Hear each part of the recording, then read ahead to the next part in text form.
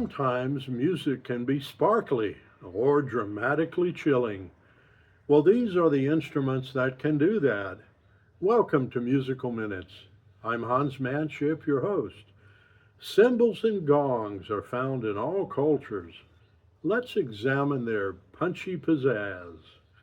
The cymbal originated in Bronze Age Oman, dating to the 3rd millennium BC, and spread across Mesopotamia, India, China, and Greece, where it served ritual, military, and ceremonial functions.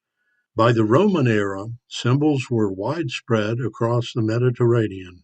They survived the medieval period through Byzantine and Islamic traditions and re-entered Europe through Ottoman Janissary bands, influencing classical composers. The 19th century rise of Zildjian and other makers standardized modern cymbal design. In the 20th century, cymbals became central to jazz, rock, and global popular music, evolving into the diverse family of ride, crash, hi-hat, splash, china, and effects cymbals used today. The oldest cymbals were unearthed in Dawa, northern Oman, circa 3000 BC, during the Bronze Age. These early cymbals were used in rituals, processions, and temple ceremonies. They were small, 3 to 5 inches, and struck together by hand.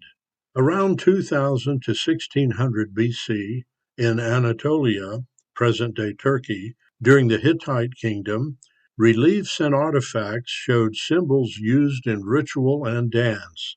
In the 1500s to 500 BC, in India, the Vedic and classical periods, talas, hand cymbals, were developed and used in temple music and dance. In the Zhou through Han dynasties, 1200 to 300 BC, in China, large bossed cymbals called bo were created. Chinese metallurgy allowed for larger, louder cymbals than earlier cultures. Chinese armies used cymbals for commands and morale. From 800 to 300 BC, the ancient Greeks produced kimbalas, meaning little bowls. They were thin, wide, and often bronze, and used in Dionysian rites. The Romans adopted cymbals from Greece and the Near East during the 1st through the 4th century AD. They often had ring handles and were used in military bands, gladiator battles, and religious festivals. During the 5th through the 15th century, cymbals survived in Byzantine liturgical music. Islamic courts used cymbals in military bands. These bands later influenced European classical music. Cymbals entered Western classical music in the 1600s through the 1800s. European composers first encountered cymbals through Ottoman Janissary bands. Mozart, Haydn, and Beethoven added cymbals to orchestral scores. These early European cymbals were small, bright, and piercing. Cymbals became essential for dramatic accents, climaxes, and color. In the 1850s to the 1900s, Armenian alchemist Avidus Zildjian created a secret alloy for cymbals, which was kept secret for over 300 years. By the 19th century, Zildjian cymbals had become the gold standard. Istanbul workshops produced hand-hammered cymbals with deep, complex overtones. From 1900 to the present, jazz, rock, and global expansion occurred. Jazz drummers adopted ride, crash, hi-hat, and sizzle cymbals. Rock and metal expanded cymbal sizes and introduced china cymbals and effects cymbals.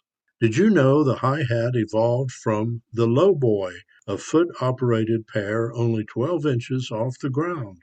Chinese bow cymbals were so loud they were used to scare horses in battle. My status symbol is a great addition to my washboard.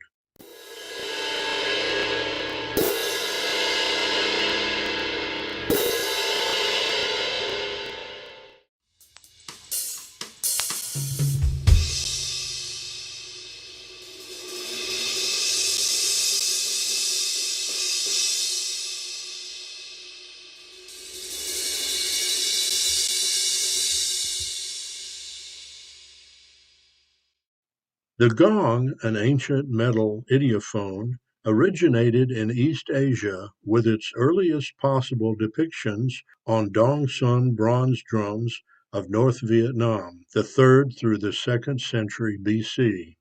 206 BC through 9 AD, during the Chinese Western Han Dynasty, archaeological evidence showed early gongs existing, and their oldest textual mention in 6th century Chinese records as a foreign instrument originated from a region between Tibet and Burma. During the first millennium AD, gong-making centers emerged. Scientific and archaeological research identified 4 major ancient gong manufacturing centers: Annam, now Vietnam; Java, now Indonesia; Burma, now Myanmar; and southern China. These regions developed distinct gong types: bossed, flat, and bowl-shaped. Gongs served ritual, military, ceremonial, and musical functions across Asia, and entered Western orchestral music in the 18th and 19th centuries. Today, gongs remain central to gamelan music ensembles, Buddhist rituals, sound therapy, and global contemporary music. My large gong came from England. My smaller one I picked up in Hong Kong. Here are some interesting facts. The word gong originated in Java. The largest gong in the world was 23 feet in diameter. Ancient Chinese believed the gong's sound could drive away evil spirits. Gongs were used to summon villagers and announce important visitors.